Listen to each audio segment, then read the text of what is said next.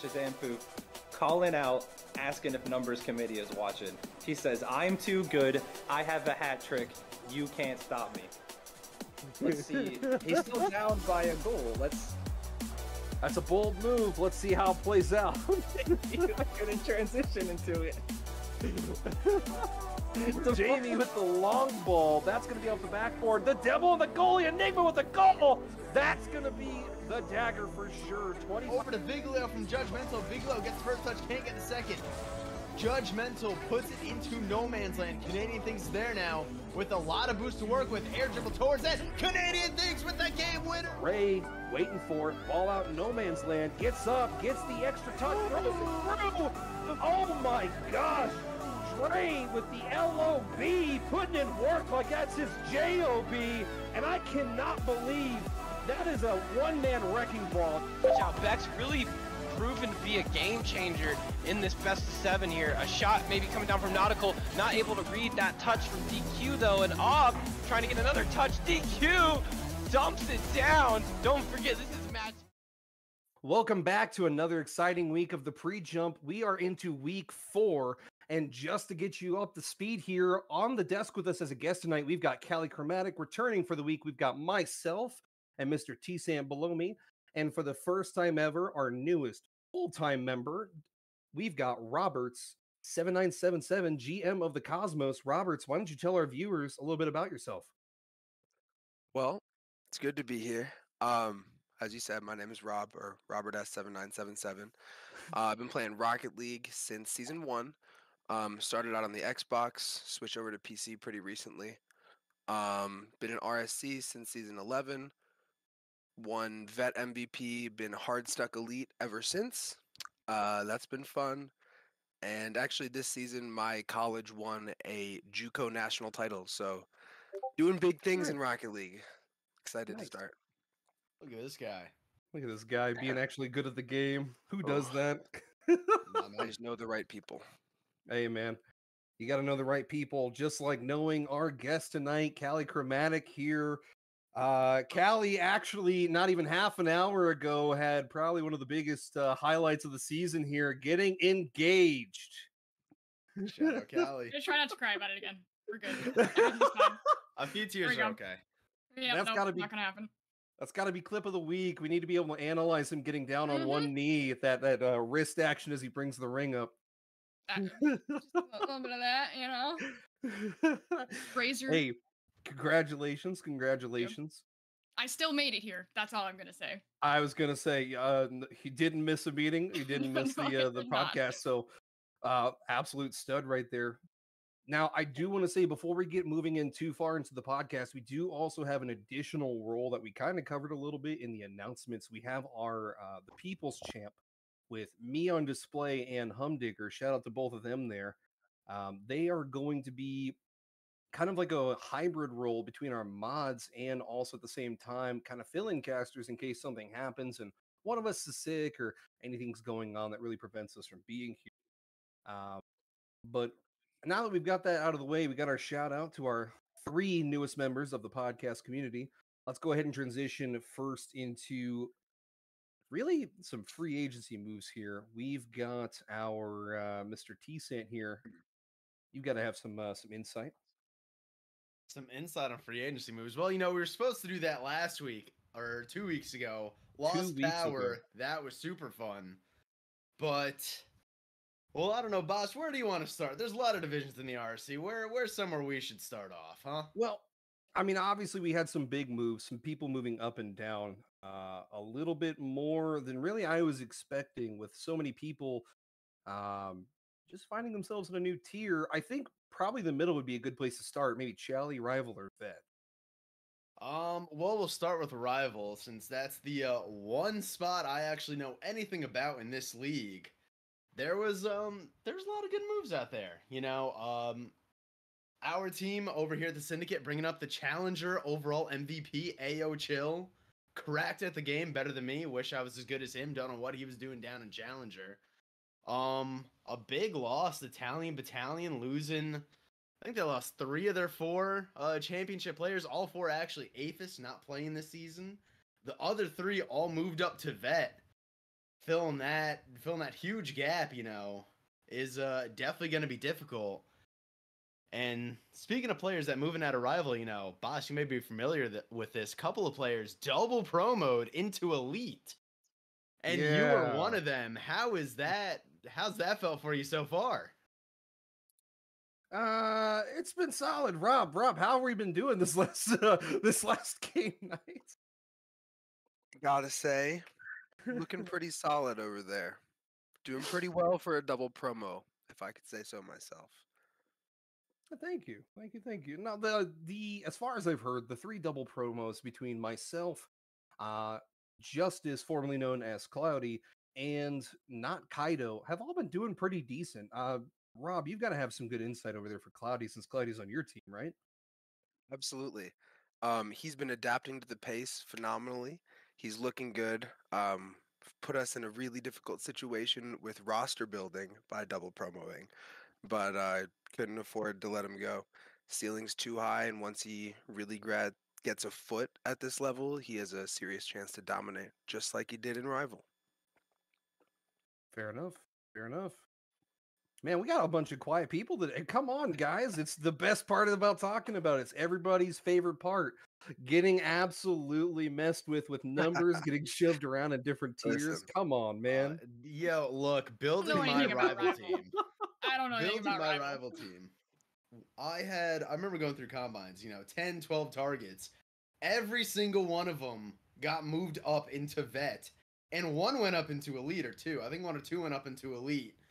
It definitely made building the team difficult. It's a good thing we filled it mostly with in-house guys. That made it a little easier, but those numbers guys don't make life difficult No. in they do building not. a team. Not at all.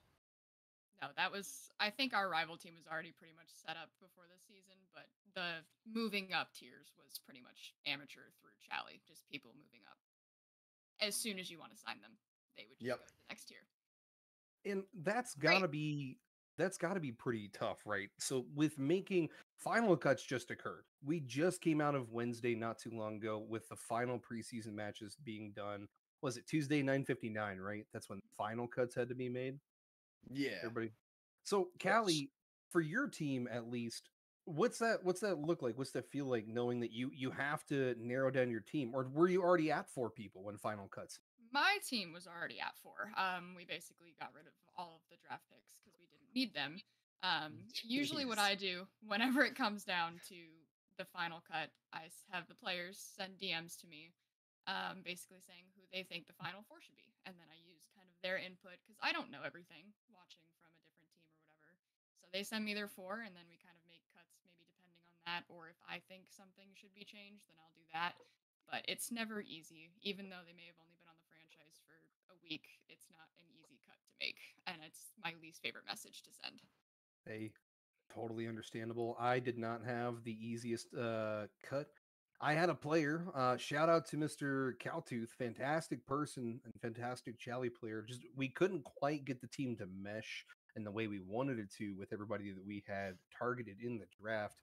But Cowtooth honestly made it super easy with taking it just like a champ. Super excited, asked a couple questions about free agency, but really before they even hit free agency, they were already getting looked at. So thankfully that one went pretty good for me. But speaking of tougher cuts, Mr. Robert, you made a pretty tough cut recently, didn't you? In your elite team? I did. I had to let go one of my best friends in RSC. His name's Cookie. Ooh. Yep. Just the way when it comes to building teams, not to get ahead of ourselves, I suppose, but when it comes to building teams, there's specific roles that I believe kind of need to be filled, right? You have Okay. your mechie players, your offensive creators, you have the guys who hold it down at the back, you have your flex players who do a little bit of everything. And I think that sometimes with the way that numbers work, you're forced to choose between players who they might be better, but they may not fit the mold of your roster.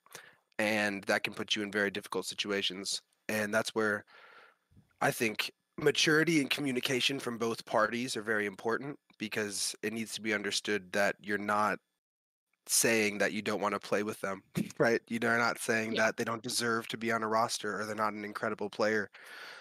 But sometimes it can be a little bit rough around the edges if that's not there. I was gonna say, if it makes anybody feel any better, my fiance was a free agent this season, and I couldn't sign him for almost that exact same reason. That's funny. Jeez, that's tough. That's tough. Yeah, felt a Hey, little bad about that one. It's tough cutting somebody you know, and Yeah. I'm really glad for my Chally team that Dondo, somebody that I've known for 4 some odd years now, reached out and said, "Hey, team's not really meshing super well. Are you fine cutting me?" Because I'm sitting there going, "My God, did I dodge a bullet?" Because I don't know if I could have brought myself to say, "Hey, man, it's not working. Like, we got to move on." You know what I mean? So, like, I totally understand that thought process. I think players can have individual talent, but it doesn't matter. I mean, maybe in the lower tiers it matters a little bit more, but once you start getting up there, it all depends on the team. One player can't carry a team, especially not in threes. Hmm. It just doesn't. And I mean, it's all about that. It's all about that IQ at the end of the day, right? Two of the best players of all time, Turbo K-Dop, they're not exactly known for their mechanics, to say the least.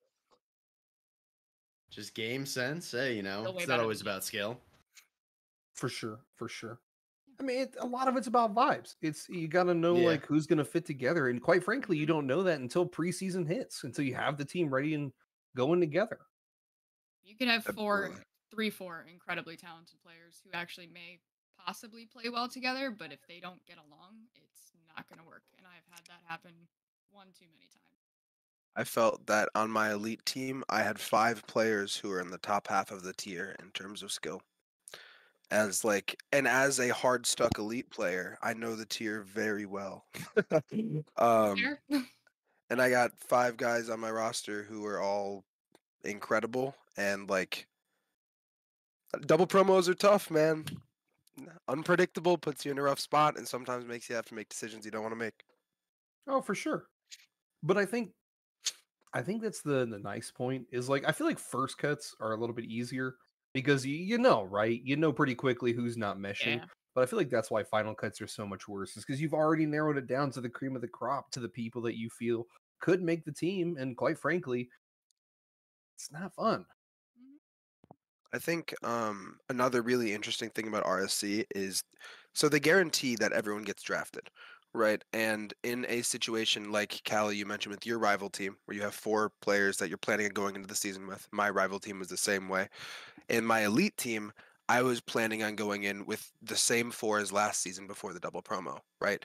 But you start out with 5 or 6 picks in every single tier, and it can force very interesting situations where you would rather you're drafting somebody knowing that there's a pretty high chance you're going to cut them if you haven't been able to trade away that draft pick. Yeah. And it's a very interesting part of being a GM, trying to navigate trading those picks and thinking about how that can actually impact not having to cut somebody who you don't want to have to cut in the very near future. I think it's happened to me, I think, once or twice where we've had a solid 4 that we thought we were going into the season with, but we did have that extra draft pick, and that extra pick ended up being better than one of the players that we were planning on going into the season with. Yeah. So, you get them all hyped, they think they're going to be there, and then essentially you just have to send the message later on in the preseason, just sorry, you got outplayed a little bit, or, it's just they meshed better. It goes, had it both taken really well, and I've had it not taken. So. Yeah. So Rob, you've been a GM now for a little bit. Do you ever go into a situation trying to trade away as many picks as you can when you kind of already have your 4 set? And So how easy and or difficult is that? So one of the things that I love about being a GM in RSC is actually trading. That was a big plus for me getting into it. That was my favorite thing as an AGM. I have a very deep background in fantasy football. Shout out Fantasy Football State of Mind on Instagram. 55,000 followers. Used to write for them. And so Weird flex, but okay. Hey, man, it's a Like, segment to alright. get to know me. You got to get to know me. But this is my favorite. It's interesting you asked about this because I love it. Trying to visualize, okay, if my needs are this pick in this round, how can I convert this value into this value? There is an equation that can almost always turn one pick into another if you approach it the right way, if you keep negotiations positive, you don't like lowball, you keep everything. There's a lot of ways to negotiate that are really, really fun, really, really positive. And the strategy that you have going into the season, the players that you think you're keeping, really, really does affect that. For sure. For sure. You know, I Thanks. think though. Sorry, what were you gonna say, Callie? Trading is stressful. It's like my least favorite part. I don't have fantasy football background or really any Yeah. background in this sort of stuff, so Hell Week opens up and it's just chaos. I had the easiest time in the off season. I reached out to a couple other AGMs and some other GMs to be like, "Hey, Look at you. what you looking for? What you want? How much how much you charging? How much? $5?" Nobody ever tells me what they want. Oh, I that's had a member on transactions committee tell me that I had the most 3-team trades this offseason.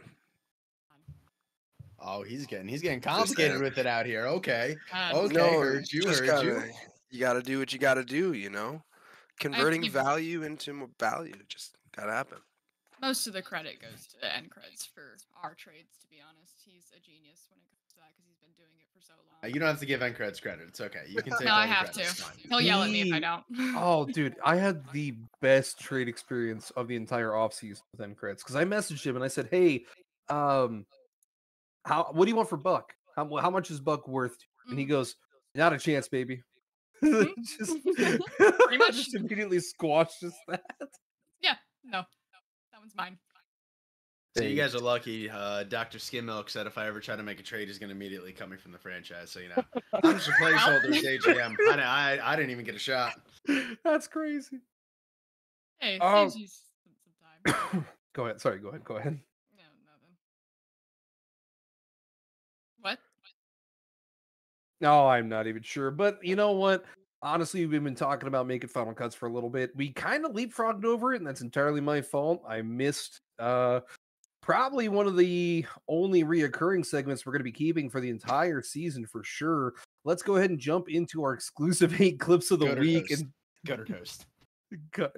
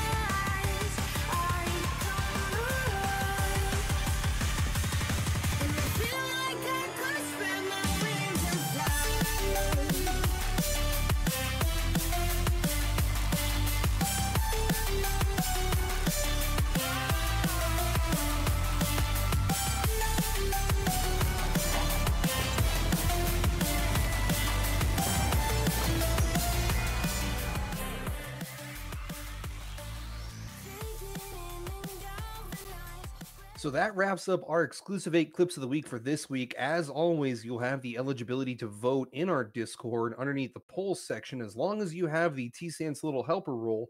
Last week, to wrap things up, we had a draw actually in our vote. We had N-Creds and not Zohan. So big round of applause, big shout out to both of them for getting the first ever reward for Clip of the Week. They've both been given a title that means absolutely nothing, and it's a different color. So congratulations, you two. Job. I don't know how Craig won that. Okay, before we move on, I do want to know everyone's favorite goal, at least here on the board. All of them were way more talent than I have. She didn't pay attention. No, he I'll did. start. He did the tornado spin up, and then he like flipped upside down, and then he double tapped it in. You know that one? Oh, I think that's on that the was night map? Lilo. good. Shout I out don't Lilo. remember. Shout out Lilo. Was it Lilo? I think Yeah, so. you picked. I do believe so. Don't react like that. Ah. Lilo's great. Oh, I love Lilo. Mine had to be Slider. It's my teammate hitting a double flip reset, double tap. Call him a double machine. Does I nobody mean, I better. can see why. Obviously, and this is me being terrible. My favorite was end credits, or not end credits, sorry, snack time with the greatest editing I've seen in a while. I think he used dolly cam is what he called it. But that the tracker on the ball looked so crisp, even though the play was decent, but not like super great. The editing made it look just that much better. Or is it the editing? A little bit of both, probably. Okay, fair. Probably. Clips, I wouldn't. It's hard not to give it some love to the My the favorite syndicate. clip Yeah. was mine, but I couldn't submit it. Well, of course you can't submit it. What do you mean? Nah, I would rather have one of these guys take it over. Hey, it's Sounded exclusive believable. eights for, it's for everybody. Listen, I have no nothing. Exclusive nothing eights for going on. everybody. They all start Holy with E. cow. Get some alliteration in there.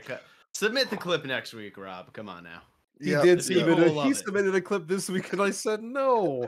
It's a way for our That's crazy. it's Oh a my way for our gosh. community to get some recognition for what they do. in The sense that- tyranny true, that's here true. is crazy. Oh, we're trying to He give said, a bro. the tyranny. You're trying to create some elitist to where we can win the award. The community doesn't vote for him. No, I I mean- know. Rob's gonna be in the back room of his organization. Vote for me, or you're getting Vote for you're my getting clip cut. or you're cut. That sounds like a good way to win. I respect it. Exactly. Thank you. What franchise Value has the into most people in value. it? About to go become a GM of whatever I franchise think it's is the fullest. It's probably the Cosmos. They have like 400 people. 400? Why? Check it out. Why? Because we're the most on. active franchise in the. Hold let me on. see. Most We're at- active franchise. What are we at? What are we at? Maybe 3 something. I see that. I don't know how to check this, but I run don't it know on the either. server. Ty, my AGM is in the chat. Get me in here. Give me in here. What do you mean? Give me in here. You Get me here the with us? numbers. I don't know. We Draconin have has 400. 330. Oh, 400. no. I wish I knew Yeah. how to check those numbers for. Speaking our of franchise, numbers, but- though, as we kind of get a little back on track here. So when you're building a team for the offseason, something I didn't really have knowledge of before this season, this being my first season ever as an AGM, that cap space really makes it difficult to get all the people you Yeah. want. Yeah, it does. Especially when Every it moves time. every week. It Oh. never fails. It will ruin every preset plan that you've set up. Every single one. Oh, for Yep. sure. I was watching one player bouncing back and forth. I'm sitting there going like, come on, man. Like, can you pick a tier, please? So I can make my decision. Yeah, I signed a player in the preseason, and then after I had already signed them, they got bumped up by a good chunk. It was Nice. two Signed rounds it of a jump. before? Why? Why would you pull the trigger and not wait till it's finalized? Because And what if someone else gets them? yeah, that was mine. That's crazy. I also didn't think that was going to happen. I don't know if I've ever seen them get moved like that much, especially if The they've one had really- previous seasons. I'm sorry. The one really cool thing numbers though is that if you have multiple people who are a first round pick or the skill level of that in the same tier who you can't afford to keep, you can easily promo one. Shout out my guy Neutrino. Moved him up to rival, even though he was a tier max challenger player. He is exceptional for challenger and still a one much better than the average rival fourth man. And so I get that value as a tier man. So there are some ways I do definitely agree. Numbers definitely puts you in a lot of really precarious positions. Oh yeah. But there's a lot of ways that you can almost game that system back. Yeah, I think we did that with a player from rival to veteran. Nice. Promoted them up. Speaking of And it's gaming the working well. Or system, maybe sorry, go ahead, Callie. I didn't mean to. I couldn't remember. I think it was veteran to elite. You know, same thing. It was new. I was gonna say though, speaking of gaming the system, I sent T-Sant a breakdown that he didn't take where we physically with my cost could fit me on a rival team with 3 tier min players. I could have been in rival this season. Yes, I'm sure the admins and numbers committee definitely would have not looked at that at all. Oh no. I've made some really good rival teams that involve a premier player and like maybe a prospect player and 2 contenders in there. Work fine. God, one thing I will say, my AGM, Ty, TDs, it was former GM of the Cosmos. We just kind of swapped spots.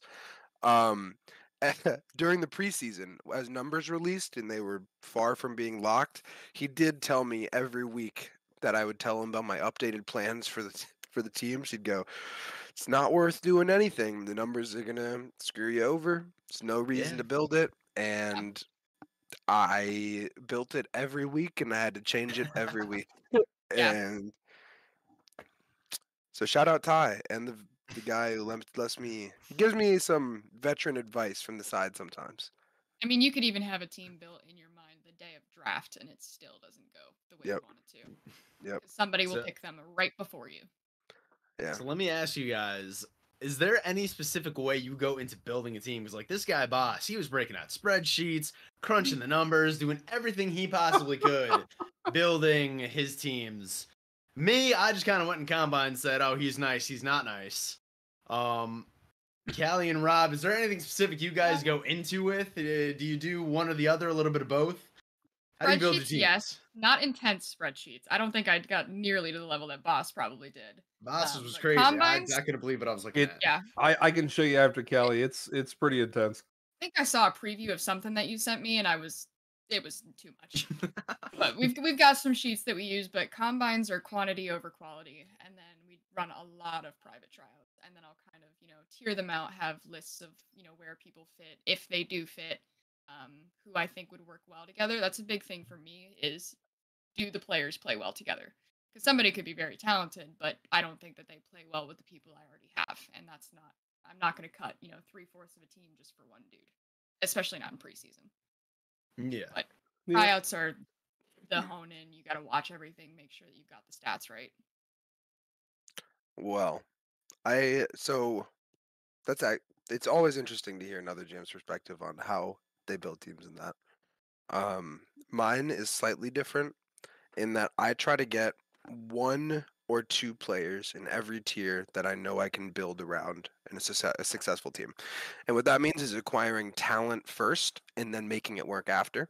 So for this season in veteran, my entire vet team I had 0 people going into this season. And now they're 9-3 in preseason and looking really, really solid. So the way that I do this is I find the talent. That is through either watching replays, attending tryouts, or just watching ball chasing replays of tryouts. People leave their replays on public, so I can just go to other. I can go to the tryout. Other people post on ball chasing and just watch their tryouts without having to set it up. I have never looked at anybody else's replays on ball chasing. So too much work for me. I literally had somebody that left their replays up, this Draconum franchise. And I messaged him like, you guys might want to like figure out how to privatize that. We've because discussed I could this. see all that. It was not me. It was the players. Either way. The players, and it doesn't count. There's always going to be some way to take advantage of that. So once you do that, once I have my 1 or 2 players that I'm looking to build around, I actually watch the replays of other players with them. And I say, how would you think that this guy plays? And because my opinion, while I feel that I'm very good at scouting talent and whatnot, I don't know exactly how they play. I don't know exactly what they're looking for in a teammate.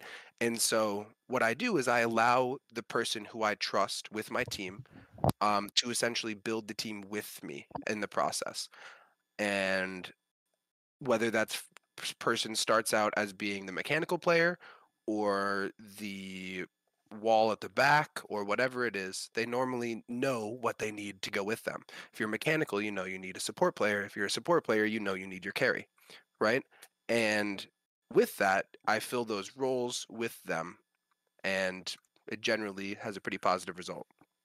Yeah, I think it's important to get the teams that are already, the teammates at least, that are already there involved with the decision if they want to be.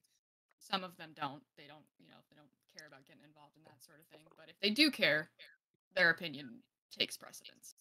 Now, Yeah.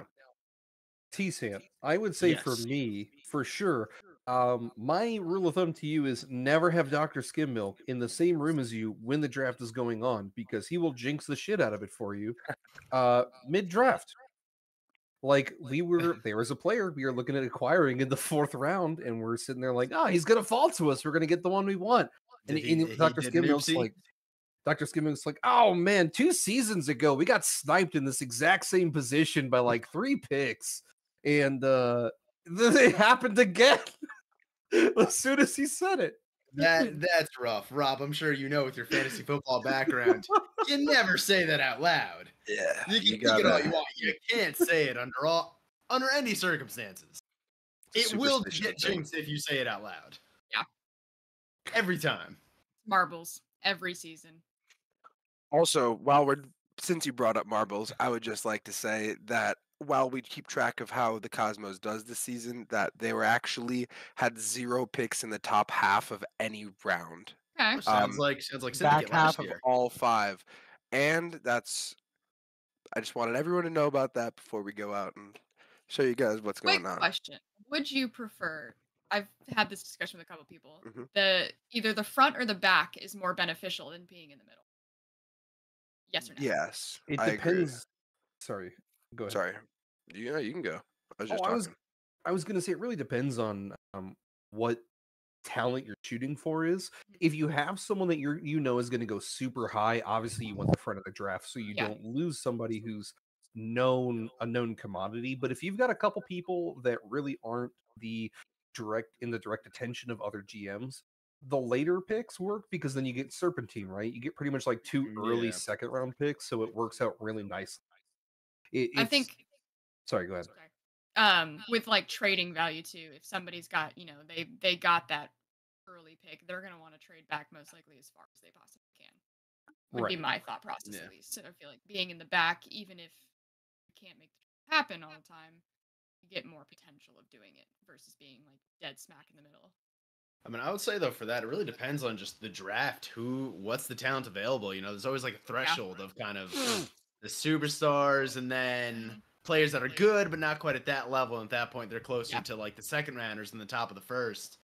It all depends who's available, how many of these star players are, because if you got that number 1 guy, you obviously want a top pick, but sometimes more beneficial just get 2 great players instead of the 1 amazing player, superstar, and then someone that's kind of mid. Piggybacking off that, sorry. I think that no matter what, if you have the early pick, you can always trade it back and just get value, right? Yeah. But the other thing is that with the way that the keeper system works, if you are able to find an FA who you think has the talent to be generally I'm speaking about a 1st rounder FA, someone who's a 1st round keeper, that is, your life becomes infinitely easier because your off season, then again, you are building around a player you already know that you have. Whereas if you say, so the only top 5 pick that I traded up to was in a tier where myself and my first round keeper scouted and said, if we get this guy, we're probably winning the tier, right? And so I Ooh, think big words. a top 5 pick is where the value lies. And then beyond that, it's kind of just maximize value where you can. Right. And that's actually what I was going to bring up. If you have somebody, right, like let's say there was a Chally player, free agent that was absolutely goated, and I signed them, and I knew they were going to be my first man, and I had a really early pick, I would try to move back as far as physically possible so that I can acquire as many picks as physically possible. You know what I mean? Like, you got to translate that because it doesn't matter if it's a first round keeper in the beginning of the round or the back end of the round. I agree. Yeah. Yeah, boss, I'm not gonna lie. I really was prepared for you to keep going there. I'm not gonna lie to you. Yeah, I thought you were going to keep going as well. I was really No, prepared for more. I'm trying not to dominate the conversation. I'm trying to Hold be on, nice. because I may actually slightly disagree with that. Because Okay. Now he because disagrees. well, I just thought about it for a second, and if you have your guy who you know is your first man, or a guy who you believe has the talent to be, let's call it the best player on a team, because first man has like the offensive thing behind it, where it's whatever. Basically, your best player on a team. I think that if you might actually want to trade up as early as possible, because if you can get a duo, a tier breaking duo, who's just, if you have the 2 fastest players in the tier, right? Who's stopping you? If you have the best, I don't know, the 2 best defensive players in a tier, who's scoring a goal on you? If you have just the 2 most talented players, if you can find those and acquire those, then that just puts you in a different stratosphere, because not only do you have that talent, but it's different than what other teams play like. It's a completely, because you're essentially playing, if you're looking at tier max players who are worth it, you're talking about players who are almost the tier above. And so if you have 2 tier max players and a tier min who plays like a third rounder, then you essentially have maybe 2 elite players in vet, right? 2 guys who could hold their own in the tier above, dominating the one below. So it's about, and there is that, your value is capped everywhere except for tier max. Because if they're a 1500 tier max, they could play like a 1585, where if it's a 1460, they're stuck there. You know, that's really great insight, and I can't wait to hear what Rob in 30 seconds from now says since you just argued against your own original. I don't think so. It was that if you have that player who you know is incredible, you go get it.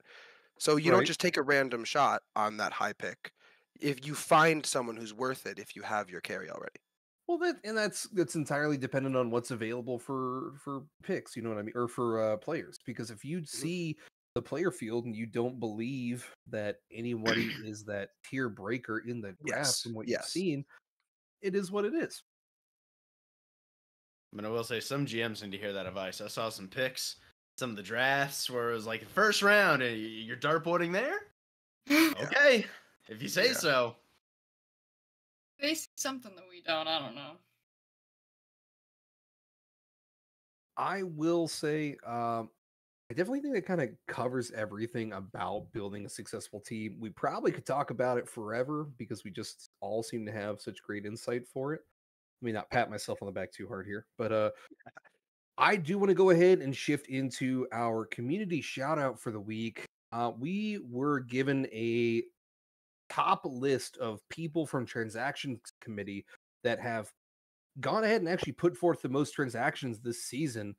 And it's by far, there's an MVP here, and it's got to be Bladed Raptor, sitting at 257 transactions processed this offseason. Oh my god. Yeah, that's a lot. That's a lot of transactions. The next person is 152. So this person is 105 ahead of second place. Like, Oh this my is god. Bladed Raptor putting in absolute work. I would like to know, do we know what the total number of transactions in the offseason was? Ooh, I would love So to know. from the listing they showed me, there is at least 6, 7, 8, somewhere at least 850. some odd total transactions processed this offseason. There's probably more than that. So they're doing at least a quarter, though. Yeah, like Yeah, roughly like, a that's quarter of nuts. transactions. That's nuts. For 32 franchises, however many teams in each, that's crazy. Being on top of it all like that. Right. And you got to think it's not everything's all in the same spot, because we have different locations that we put those transactions in.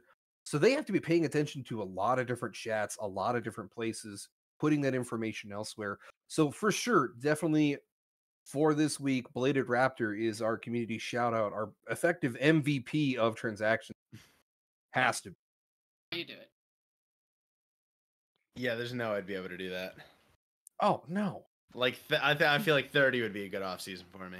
It gets through 30, closes the lives like, yep, time to get back to grinding twos. God. Oh my god.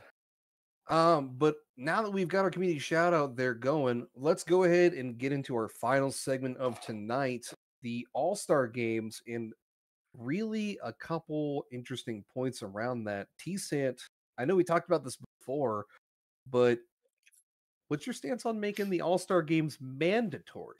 I feel like that would just never work. Not even like kind of work. No, so I look at it from a stance of a player, right? Let's say I made All-Star, cool, awesome. Like, it'd be a really good feeling. But then they tell me postseason, I've already checked out. I want to go play other games for a bit. I got to show up to this game that means nothing. I'm probably going to troll. Means nothing. My man, as someone who made an All-Star game, I definitely think that so we didn't get to play the All-Star rival game. There was kind of some issues in terms of scheduling and trying to get it on stream at first that really prevented us from following through. And it was kind of heartbreaking a little bit, because it's the only actual reward that you get from playing super well in the season. You don't get anything else outside of that star by your name. So for me, at least, I would have liked to have played it, but I don't know if there's a good happy middle ground outside of just sending. I feel like you got to say, hey, either the players agree to play it or they don't. Right. You can maybe maybe they could look into getting like a sub for each team. I think expanding the all-star teams to 4 players each is something RC should look at. But it's like, I don't know, maybe if they added like a King of the Hill type thing or a 1v1 tournament, that might be fun. But 6 players, uneven numbers, hence why you move it to 8 also. That can make a 1v1 tournament work, but just like, for the players who, once the season's done, they want to check out, go play other games, not worry about Rocket League until the next season starts, making them show up for something will make them not enjoy it. And that's what the league's all about at the end of the day. Fair enough. Sorry, go ahead. Sorry. Thanks, man. One thing that I think a lot of other leagues do, like professional leagues, is make the All-Star games more fun and All-Star events more fun. And I think if it was made something like that, where it could be a fun but mandatory aspect, where they can still kind of mentally check out of trying as hard as they can in competitive Rocket League, and then celebrate with their league mates who are going to be going to the next tiers with them, right? Those 3 rival to elite promos might not know each other, but maybe they would have had that All-Star game been mandatory, and maybe it would have happened had it been, oh, I don't know, best of 3. One of them is Rumble Drop Shot. One of them is 3v3 hoops. Like you can make them. Those might be terrible ideas, but little challenges, right? Custom games. Maybe have the community vote on what those custom games even are, and then say, you know what, all of you who had a great season, go play these have a good time, get to know the people you're getting promoted with. Dude, move the mountain. That could be the All-Star game. Come on, man. Yeah. I think that'd be those cool. 6 players are already the best in the tier. So let them go do something that's not normal Rocket League, that they're not sweating over, that they're just going to go and do something stupid or funny or fun. That's going to make it at least partially enjoyable. I'm telling you right now, Callie, if it's Rumble, I'm sweating. Okay, well. 0 boost? It's my best rank, okay? It's all I got. Are you serious? I mean, honestly, I do like Yeah. that idea a lot. Maybe I think having one regular game would be cool, and then maybe a drop shot, maybe a rumble. See what the players think about it. Maybe add in, like I said, a 1v1 tournament, although that would only work if you add a sub to each team. And that still requires each player to show up. Ooh. But go ahead. You sounded like you had He a sounds pretty excited. He's real excited. Oh, Sure. my bad. Did you guys, are you familiar with the Gamers Ready tournament that just occurred? No idea. It was essentially professional Rocket League teams playing a 3v3, a 2v2, and a 1v1. Okay. Yeah. Now, imagine you have your all-star teams vote on who plays those games for each division. Best of 3. Okay, Yeah. who do we want to send out in this 1v1? Who do we think out of the 3 of us who are the best players in the tier? And then you create the best 1v1, best 2v2, and best 3v3 that the tier could have. Yeah. I've done That's an things idea. like that, and it's been very fun. And the MVP could be the captain who sets lineups potentially. But I do want to call back here real quick. Callie, that Yeah. is in fact my highest rank by far. This guy just wants I- to flex his rank. Yeah, He that's just I wants to flex peaked- his rank. I crazy. peaked into GC3 for Rumble, thank you. Yeah, I'm Rumble? 1600 and Yes. Oh my god. Hey, what's your 3s rank, boss? What's your standard 3s rank? Ooh. As of today, it should be GC1 Div 1. Okay, well, Nice. all right. You're still Really, crazy. really reaching for the skies. You betcha. I think my MMR is like 500 in Rumble, so Wow, it's so much fun. It's like You Mario Kart, but with soccer. I can't even hit- remember the last time I played Rumble. I hit number 8 on the drop shot leaderboards a while ago. Ew. GC2 Have Div issues. 4. You sweaty. Well, it's on my Both Steam these profile. guys just My name at the time was Paige Beckers, who's a UConn women's basketball player. huh. Fun fact. She's a bucket. Go check How her can out. you put yourself through that? Nah, shut up, Paige. She's goaded. Swear. Shout out LSU women's basketball, by the way. They're forming a super team. Haley Van Lith is going there. I know nothing. Understatement. I've got no knowledge on that. That's fair. But I think that's the one thing that's really tough, though. Getting back, I guess, on topic, the All-Star game. I personally think it also needs to stick to Mondays and Wednesdays. I know there's Yes, other things 100%. going on, but the 100%. whole like putting it out to a vote to whoever wants to be when it didn't seem very rigid in structure. It definitely felt a little bit more open for failure versus if they were to just come out and say, "Hey, you're an all-star. We need to run your game on Monday. Can you make sure you're here Monday, same bat time?" And if they go, "Well, I can't be there Monday," it's like, well, my man, RSC's Mondays, RSC's Wednesdays. You got to be available. And I mean, go ahead, Callie. I think it hasn't been like when players try to organize things themselves, it's a great effort, but 90% of the time it just falls through for one reason or another.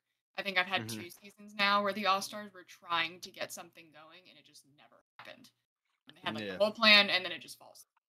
Because I would like to see it happen in some capacity or another, but I think the time is important, the day is important, making sure that you've got maybe 1 or 2 alternatives ready and set up that have already agreed to be there on that time if it doesn't show up. I mean, that's going to happen. One thing they could do is, do it like as soon as the championships are over. Like I think usually Rival and Vet is the last championship streamed. So let's say this year, I think it was on a Wednesday, was the Rival Vet finals. Next Monday, do amateur prospect, maybe contender all-star games and a stream on one night. Could start at like 9 o'clock because there's no other games. Then that Wednesday, I forget what the lower tiers are, but like Challenger, Rival, Vet. I think I've hit all the tiers. Maybe even Elite, get 4 tiers in if you're feeling bold. I think Master and Prem players probably aren't showing up, so we won't worry about those guys. the Um, only part of that kind of causes the issue is we would have to change the way that the end of season stream is done. Because that happens a week after, I think, usually the last finals, when you announce all of these all-stars and MVP stuff. So it'd be hard to run it immediately after, unless they change the way that that's done. And it definitely needs to be scheduled out as well, because something I noticed this time, T-Sant, being a caster, you know this, but without really being given a heads up in advance, it's kind of hard to schedule yourself to be available to cast. Yeah, Not to mention getting a producer available, somebody who's going to be there to run the stream. that's way harder. It's way harder because there's not a lot of people that want to be that unsung hero behind the desk. You know what I mean? Yeah. So for sure, quick shout out to the producers. Gotta let them know. Thank you for keeping the season running on the stream. Who's our producer? Our producer is Mr. Hannon Grenade. Yeah, who's behind the Founding- scenes right now? Let's give him a founding shout mentor. out. Woo! That's what I was saying. He has made all these overlays by himself. Yep. Give him a round of applause. They look For great. sure. Phenomenal. But speaking of Mr. Hannon, he could back me up if he was here. We had all 6 All-Star people in a lobby in this wonderful Discord called ThePreJump, and we were just sitting here hanging out, running 6-mans, waiting for it to go live. But because it's put up to a vote and we really didn't know what the day was going to be until like 2 days before, we couldn't find a producer. We had 2 casters ready, couldn't quite get a producer, but there's no rigidity to the scheduling. So those producers have lives. And, you know, it's kind of tough to get everything lined up in such a short notice. Thank you. What was that, Rob? Well, another thing. So my major MVP vet, whatever it's called now, All-Star season. I actually didn't like. There was no facilitation of this to the point where I like just didn't even know it was a thing, and I was really disappointed. And so I'm not exactly sure how it's supposed to be set up, but I just didn't know it existed, and I wonder if other people also deal with that. Yeah, I knew I was don't an remember all-star, pings. but I don't remember yeah. seeing any pings for it. Exactly. And so at that point, how am I supposed to know that it's my responsibility to set it up? I think some RSC hand holding through that process could be very, very beneficial as well. Yeah. Callie, you brought up a good point about restructuring the end of the season with like the end of the season stream and all that. I mean, you're someone who's heavily involved in this league. Would you rather see the end of the season stream, or if the players are on board, like a night full of 3 or 4 tiers worth of all-star festivities? I don't know, because I like. Can you hear me? Yeah. Okay. I like the reveal of like every tier's all-star and every tier's MVP and then franchise. I really like it being its own separate thing instead of just a thing thrown in chat saying, here's your all-stars for the season. Uh-huh. If obviously I had to choose, I don't know, because I haven't seen the all-stars yet. I haven't seen that aspect of things where I've seen the end of the season show. So I watch a lot of Rocket League. I play a lot of Rocket League.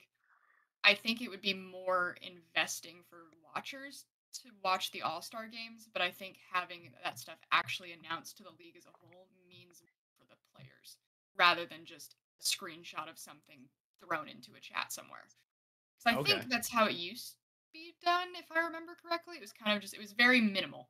There wasn't an end of the season show. It was just kind of, we're done. We played our last final. Here's the results of spreadsheets. There it is. I mean, so do you think that's something that could just be held like after the All-Star games, or even yet maybe built into the All-Star games? You have your tiers playing. You can shout out the champion of that tiers on the night they're playing. You then reveal the All-Stars awards winners, whatever it is. Then you have your All-Star festivities next night, next tiers. More of the same. Yeah, obviously people can't keep a secret. It would I think be that's really a great nice idea. if Adamant, people just write could it know down. that they were an all-star beforehand while the entire league doesn't know. That would never happen because people can't keep secrets. Duh. But then you could go into it and be like, here's our reveal of the all-stars. Let's watch them play their games. That would be so dope. Casting it, it's like we don't know who's gonna, like, nobody else knows who's gonna be besides the casters, right? And you just, that first 5-minute game really isn't even them playing. It's just us announcing, getting them on the field, like, over here on this side from whatever the I mean, even still, like, you look at any major sports league, they announce their all-stars early, kind of because they have to, obviously. But still, I think in the same way, we'd have to announce them because, like, if I get announced as an all-star, I'm at least telling a few people, like, exactly. Keep it up, DL, but I got did it! an all-star. Like, Yeah, nobody's But gonna I keep. don't think that would take away from it of still announcing it on the stream because not everyone's reading pings in the RC channel. Who knows how many people have their mentions on Discord muted? It was Like- tough, by the way, keeping that a secret. What? I knew who the All Stars were going to be because I was told that I'm going to be the Who's end of leaking? season. Someone's leaking. I wasn't leaking nothing. I was just because I was the end of season on the end of season stream, the guy announcing who the All Stars were and the MVPs. I was given the list, and I'm looking over the list like, oh, I could see who it is. But gotta keep that a secret. Yeah, I think they should just, announce it, and then you do your end of season award show built into the All-Star festivities. I think that will make people more invested. They'll guaranteed be on stream. And like I said, you get that 4th player for each All-Star sub. Make it 8 All-Stars or 4 for each conference. So if someone misses, you still got a backup option, and they were still a great player. I mean, being top 8 instead of top 6, it's not a big difference, They're still going to be top of the tier. Still worth it. So, RC admins, I know you're listening. Something to think about. As we're talking about All Stars, me on display, our people's champ in chat asks if we think All Stars a popularity contest. Donald, a veteran of the league, agrees. I also agree. And I think that there could be things done to decrease the amount of popularity contest it is, like adding more numbers or where people rank in the league for their various statistics on the ballot. Maybe this person is first in their tier in points per game. Maybe this person is also 3rd in assists per game. Right? Those are some really cool statistics that would give people some framework for voting for All-Star and MVP. So Rob, what you're saying is maybe along with the All-Star and MVP voting, they should add some stats along with it. I knew it was coming. I knew it. As soon as you said it, Rob, I could just see the gears running in T-San's head because we talked about this like 2 weeks ago. Maybe someone made a serious suggestion stating that. I don't know who that is, but I swear is that I saw in the someone serious mention suggestion channel? It's I think easily I read the it longest. and supported it, actually. It's easily the longest serious suggestions I've ever seen. It was like 460 posts. It's a phenomenal. I saw what a lot of people said about that, and I also just want to continue that discussion here right now for those who may not have read it. But I 100% agree. I think that would provide so. You look at any MVP contest, right? In basketball, it's always, he leads the league in points per game. Oh my goodness, he leads the league in assists per game. He's the first player since 1984 to lead in both, right? That's really cool. Imagine now we have someone. I am not going to name drop anybody. I had a player who broke the points record and goals record for his tier and did it an MVP. It's totally cool, But I think if people understood the magnitude of a season that this player had, voting results may have actually gone differently. If people realized that, oh my goodness, this guy had more goals than anyone in this tier has ever had. This person had more points than anyone in this tier has ever had in the 17 seasons of RSC. More goals in 64 games than anyone ever. I think that needs to be rewarded, and people don't know about stuff like that. I mean, the stats aren't easy to look up. Like, you go on the website, and it's there, and not everyone's going to the website, right? Not everyone's going to be that invested. There's nothing you can do about that. It is what it is.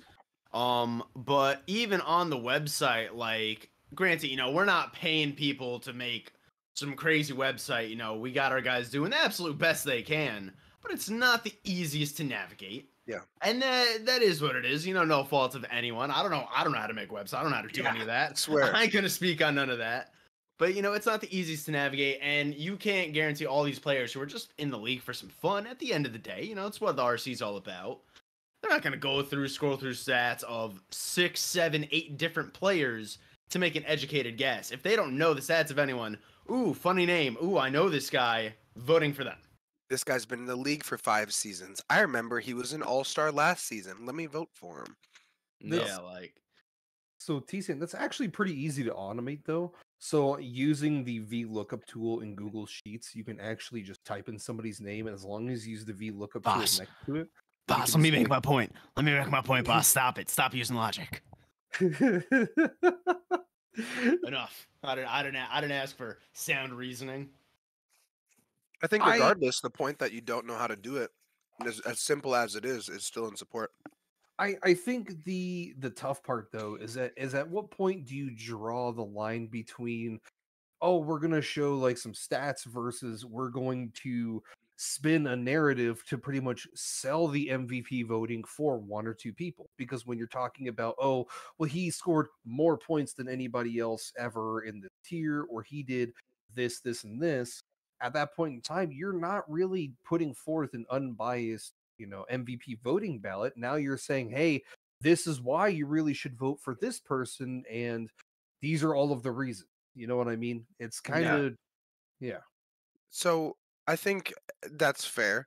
So then maybe you don't say, okay, this is more points than anyone else ever. You just show total points, total goals, or like points per game, right? Goals per game, assists per game, shots per game, wins, losses. I was Right? You going can to say have team some record for sure. Yeah, absolutely, absolutely. So there are ways to standardize that to not push an agenda, but even by having those numbers, you can quantify these players' seasons better. Oh my gosh, he had 30 more goals than anybody. Oh my gosh, wait, this guy had 7,000 more points than the next player? That's crazy. And people Right. don't know those things. So just having some numbers to compare their options, I think it provides a lot of value.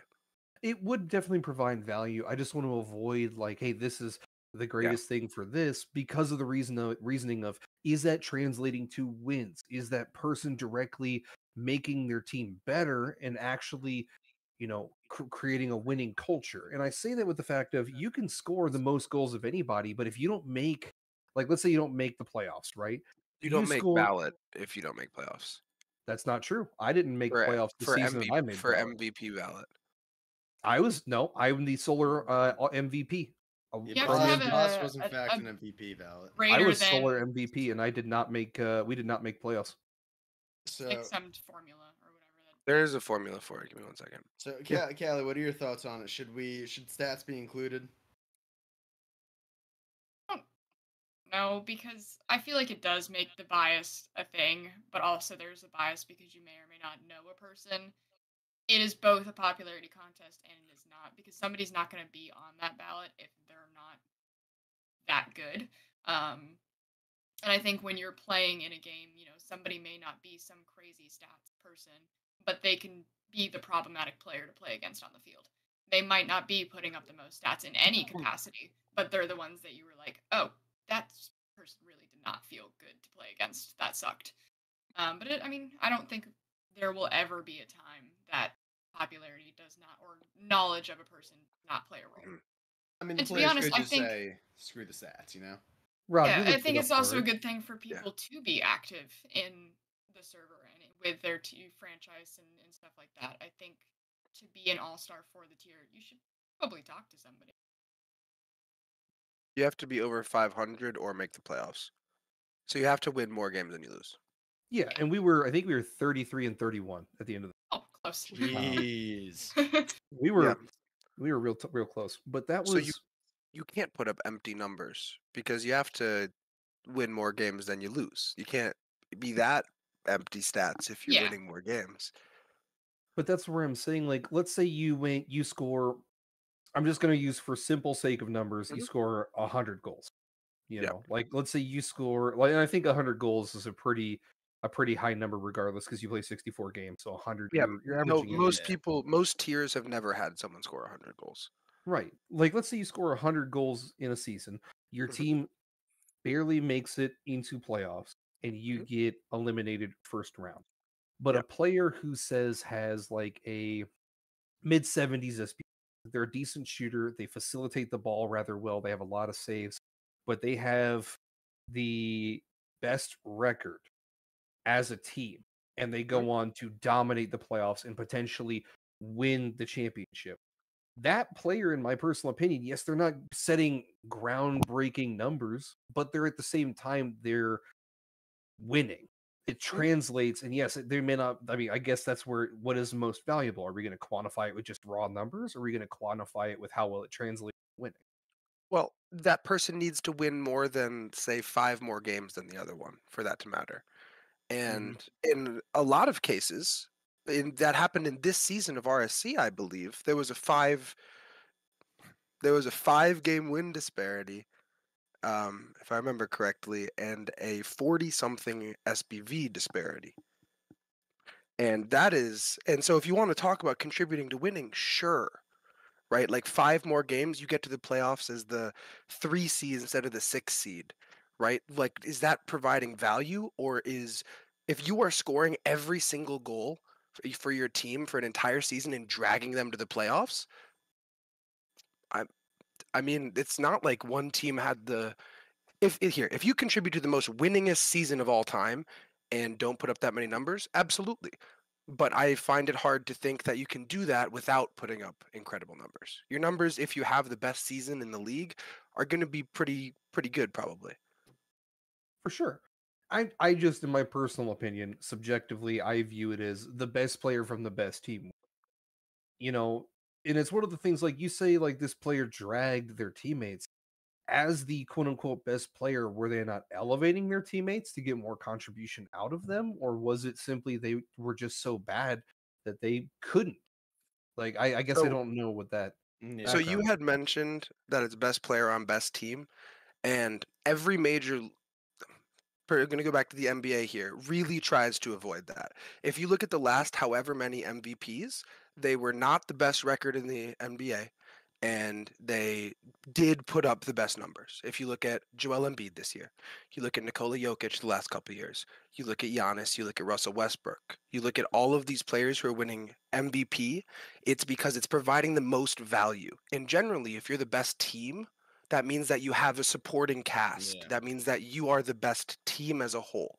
And I am not saying that the best player can't be on the best team or that they can't provide the most value, but I think to say without a doubt that MVP should go to the best player on the best team is a little bit short-sighted. Well, to play devil's advocate for that, all those MVP winners, aside from Westbrook, were all, I believe, top 3 seeds within their respective conference. Jokic was a 6 seed last season. That's right. The Nuggets were a 6 seed. All right, you got me there. So I do. two exceptions. But you go back the last, 15, 20 years, how many times has that happened? It's More also than like, ever before.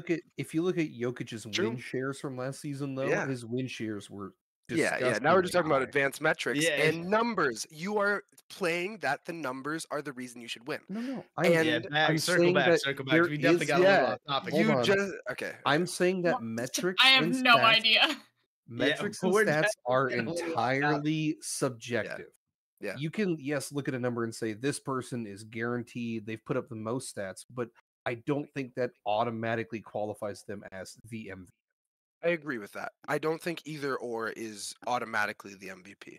I do think that there's a balance between the two, and that's why it's such a fascinating discussion, and how I think we can genuinely both be correct and disagree on this. Actually, no, I'm kidding. I'm Totally kidding. There be is the good. only There is one good middle Yeah. ground. But I don't think I've it's ever thought about because it. there's a really fascinating spectrum of, oh my goodness, is this person putting up these numbers because they have to, or is this person putting up these numbers because they're selfish? Are they stat padding? Is this person over here putting up no numbers because of the way they enable their teammates? And so it is a very fascinating discussion, and I honestly think that trying to do it with RSC is a flawed process because we will, Yeah. as viewers, will never watch 64 games of any tier and say this is why this person deserves it over that. Well, isn't the MVP voting for the most part? They're all stars already. Yeah, for the most Yes. part. Yeah. And all-star voting for the most part is pretty straightforward, right? Like you have to be top 8 SPV. I have it up. With All that Star win is top 8 percentage as SBV in conference, top 12 if tier has no conferences with at least 60% of their games played. Yeah. So there's I mean, for at least all-star, it's pretty straightforward. You have to be top 8. Mhm.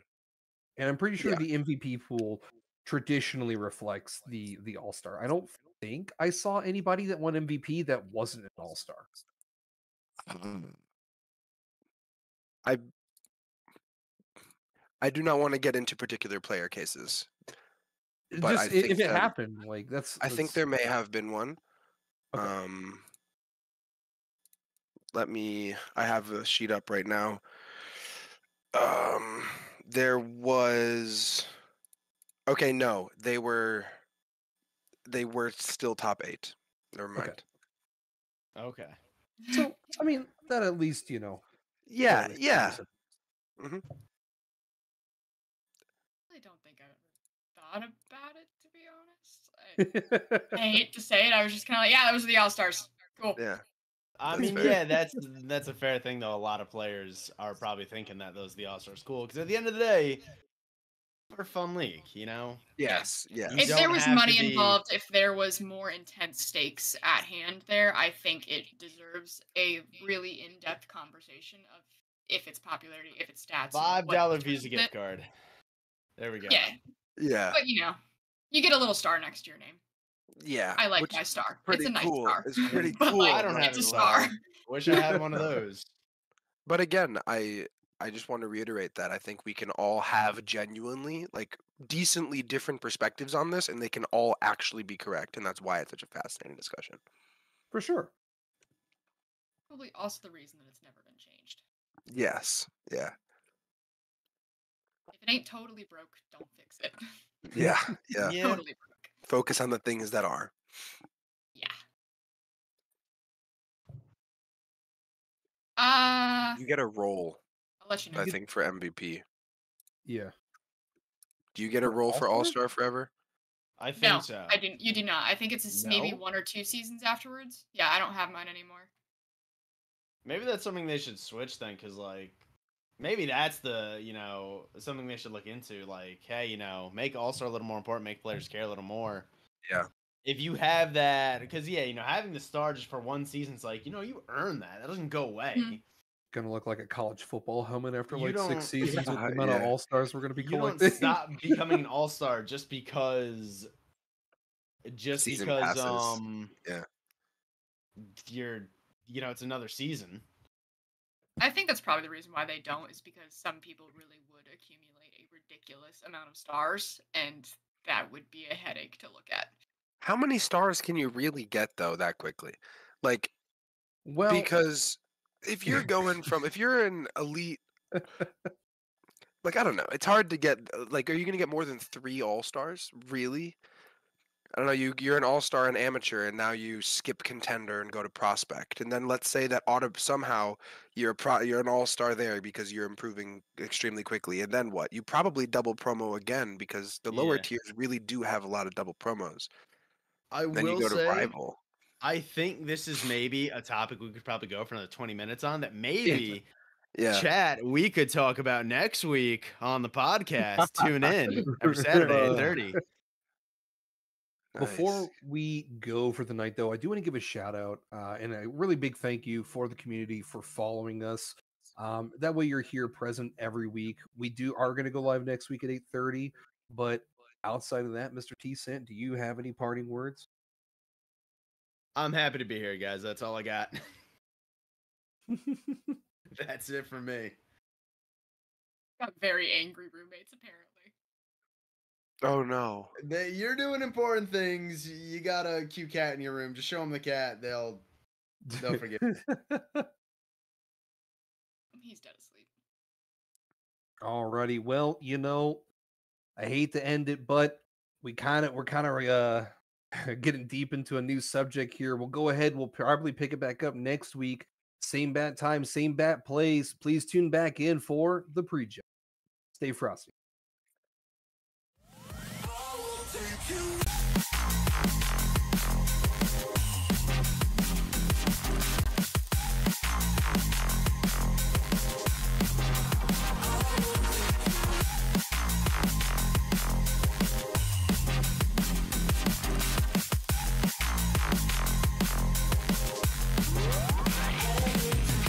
Every time you look into my eyes, I know I'm yours. All you want is to see me